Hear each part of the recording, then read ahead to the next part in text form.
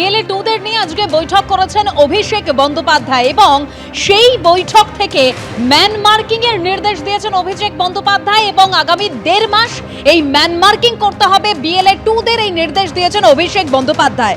এদের ষড়যন্ত্র আরো গভীর, আরো 1.5 মাস বিএলওদের ছায়া সঙ্গী থাকতে হবে। এই ভার্চুয়াল বৈঠকে ঠিক কি বার্তা দিয়েছেন অভিষেক বন্দ্যোপাধ্যায় আমরা জানবো আমাদের প্রতিনিধি অনির্বাণ বিশ্বাসের কাছ থেকে। অনির্বাণ, দেবস্মিতা, দেখো যে মুখ্যমন্ত্রীর পর অভিষেক বন্দ্যোপাধ্যায় তিনি কিন্তু আজকে বিএলএ 2 এবং তৃণমূলের সাংগঠনিক সর্বস্তরের নেতৃত্বকে নিয়ে কিন্তু একটি ভার্চুয়াল বৈঠক করেছেন। এই ভার্চুয়াল বৈঠকে কিন্তু অভিষেক বন্দ্যোপাধ্যায় যে বক্তব্য রেখেছেন তাকে মূলত 4টি ভাগে ভাগ করা যায়। সবচেয়ে গুরুত্বপূর্ণ যে বক্তব্য ছিল সেটা হচ্ছে বিএলএ 2দের উদ্দেশ্যে এবং দলের উদ্দেশ্যে। বিএলএ 2দেরকে কিন্তু কার্যত একটা যুদ্ধ ঘোষণা করে দিয়েছেন অভিষেক বন্দ্যোপাধ্যায় ইলেকশন কমিশনের বিরুদ্ধে। কারণ তিনি বলেছেন বিএলএ 2দের কিন্তু কঠোরভাবে নির্দেশ দিয়েছেন যে আগামীকাল থেকে যে সকালবেলা থেকে যে হিয়ারিং প্রসেস চলছে সেই হিয়ারিং প্রসেসের মধ্যে তৃণমূলের বিএলএ 2 যারা তারা প্রত্যেকটি সেন্টারে এই হিয়ারিং প্রসেসের মধ্যে উপস্থিত থাকবে। আমরা জানি যে এই হিয়ারিং প্রসেসের মধ্যে কোনো রাজনৈতিক দলেরই কোনো এজেন্টকে থাকতে দেওয়া হচ্ছে না বা বিএলএ 2দেরকে থাকতে দেওয়া হচ্ছে না, কিন্তু তৃণমূল কংগ্রেসের তরফ থেকে পরিষ্কার বলা হয়েছে যে বিএলএ 2রা যাতে হিয়ারিং প্রসেসের মধ্যে থাকে, ওই ঘরে উপস্থিত থাকে, তার জন্য কিন্তু তারা আগামীকাল থেকে সক্রিয় হবে। এবং সেক্ষেত্রে যদি বিএলওদের তরফ থেকে বা ইলেকশন কমিশনের তরফ থেকে যদি কোনো বাধা আসে তাহলে প্রশ্ন করতে হবে যে কেন, কোন অধিকারে, কোন নির্দেশিকার বলে এই যে বিএলএ 2 যারা রয়েছে তারা ভেতরে থাকতে পারবে না, সেই নির্দেশিকা দেখতে চাইতে হবে। শুধু তাই নয়, এর পাশাপাশি কিন্তু এই হিয়ারিং প্রসেসকে স্মুথ করবার জন্য তৃণমূলের তরফ থেকে প্রত্যেকটি হিয়ারিং সেন্টারের বাইরে একটি করে ক্যাম্প চালু করার কথা বলেছেন অভিষেক বন্দ্যোপাধ্যায়। এবং সেই ক্যাম্প কিন্তু সকাল 9টা থেকে শুরু হয়ে যাবে এবং প্রবীণ নাগরিকদের হয়ে কিন্তু আগামীকালই সিও অফিসে সেখানে কিন্তু যাবে তৃণমূলের প্রতিনিধি দল। সেই প্রতিনিধি দল কিন্তু মূলত দাবি তুলবেন যে প্রবীণ নাগরিকদের বাড়িতে গিয়ে যাতে হিয়ারিং প্রসেস করা যায়। কারণ তার বক্তব্য বা তার যুক্তি হচ্ছে যে যদি প্রবীণ নাগরিকদের ভোট বাড়ি থেকে সংগ্রহ করা যায় বা পোস্টাল ব্যালটের মতো ব্যবস্থা থেকে থাকে তাহলে কেন প্রবীণ নাগরিকদেরকে লাইনে দাঁড়াতে হবে। কারণ তিনি এই বক্তব্য দিকে বলছেন যে রাজ্যের বিভিন্ন জায়গা থেকে যে ছবি উঠে আসছে, কোথাও হুইল চেয়ার নিয়ে বসে আছেন, কোথাও লাইনে দাঁড়িয়ে আছেন বয়স্করা, স্বাভাবিকভাবে কিন্তু তিনি এই বিষয়গুলোকে সামনে রেখেছেন। এবং পরিযায়ী শ্রমিকদেরকে সশরীরে যে উপস্থিত থাকতে হবে সেই বিষয়েও কিন্তু সোচ্চার হতে হবে তৃণমূল কংগ্রেসকে। কারণ এরকম কোনো আইন বা নিয়ম বা নির্দেশিকা নেই যে পরিযায়ী শ্রমিকদের সশরীরে এই হিয়ারিং প্রসেসে থাকতে হবে। সেক্ষেত্রেও কিন্তু নির্দেশিকা একাধিক নির্দেশিকা দিয়েছেন বিএলএ 2দের উদ্দেশ্যে অভিষেক বন্দ্যোপাধ্যায় আজকে ভার্চুয়াল বৈঠকের মাধ্যমে। ধন্যবাদ অনির্বাণ। সর্বভারতীয় তৃণমূল কংগ্রেসের সাধারণ সম্পাদক অভিষেক বন্দ্যোপাধ্যায় ভিসির মাধ্যমে আমাদের সকলকে এই বার্তাই দিয়েছেন যাতে আগামী কয়েকদিন যতদিন ধরে আমাদের রাজ্যব্যাপী হিয়ারিং প্রক্রিয়া চলবে তাতে যাতে সাধারণ মানুষকে আমরা সহযোগিতা করতে পারি। বিভিন্ন হিয়ারিং কেন্দ্রের বাইরে আমরা আজকে থেকেই রাজারহাট গোপালপুর বিধানসভা কেন্দ্রে আমরা ভোট রক্ষা সহযোগিতা কেন্দ্র শুরু করেছি। সেখানে আমাদের পৌর প্রতিনিধি সহ বিএলএ 2রা সকলে উপস্থিত ছিলেন এবং সাধারণ মানুষের প্রয়োজনীয় যা যা ওখানে প্রয়োজন সেগুলো আমরা ব্যবস্থা করার চেষ্টা করেছি।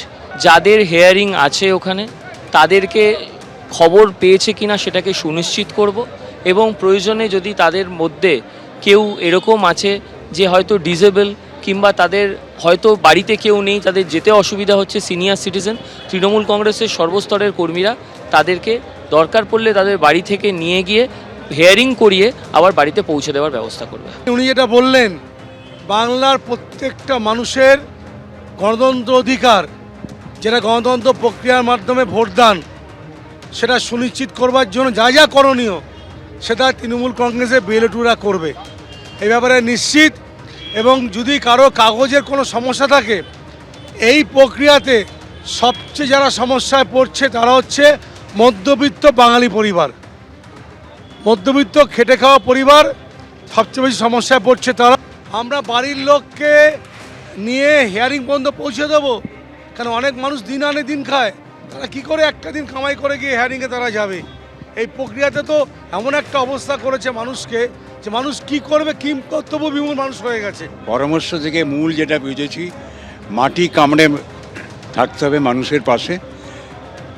এই হিয়ারিংয়ের জন্য গত এসআইআরের বিষয় নিয়ে হিয়ারিং পর্যন্ত মানুষের যে হয়রানি হচ্ছে, বিশেষত তাদের নথিপত্র জোগাড় করার ক্ষেত্রে বিভিন্ন মানুষ বিভিন্ন জায়গায় ছড়িয়ে ছিটিয়ে আছেন, তাদের নথিপত্র জোগাড় করতে যাতে কোনো সমস্যা না হয়, কিভাবে করলে তারা সঠিকভাবে হিয়ারিংয়ে উপস্থিত হতে পারেন, হিয়ারিংয়ের সমস্যা থেকে মুক্তি পেতে পারেন, নিশ্চিন্ত হতে পারেন। সেটার জন্য আমরা আমাদের যে দলের পক্ষ থেকে কর্মী হিসেবে আমরা প্রত্যেকে আপ্রাণ চেষ্টা করব মানুষের পাশে থেকে মানুষকে সহায়তা করতে, যাতে তারা যেন তাদের কোনোভাবেই যারা মানে কী বলবো বৈধ ভোটার তারা যেন কোনোভাবেই যেন বাদ না যায়, এটা আমাদের মূল লক্ষ্য।